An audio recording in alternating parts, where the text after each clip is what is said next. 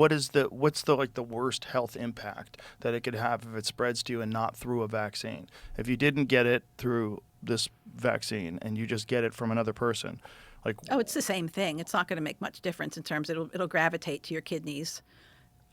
Obviously, it probably goes to lung as well. Brain tumors were a big problem with it back in the polio days. Dr. Michelle Carboni was looking at the brain tumors with that. There's a really good book called The Virus and the Vaccine by Bookchin and Schumacher. It's an incredible book that details everything about those years, the scientists involved, the suppression, the oppression, the lies, the skullduggery. Then they would bring in the scientist who had no experience in actually detecting SV40, and lo and behold, he couldn't find it. And he was the one that got to make the ultimate statement on whether SV40 causes human disease or not.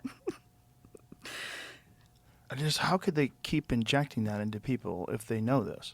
Oh, and the stocks that contained SV40 were still basically being used by the vaccine manufacturers up into the 1990s and probably beyond, because there's two different kinds of SV40. You're making me remember a whole bunch of things that I thought I forgot. But there's the fast dividing and there's the slow dividing. There's two different kind of strains of it.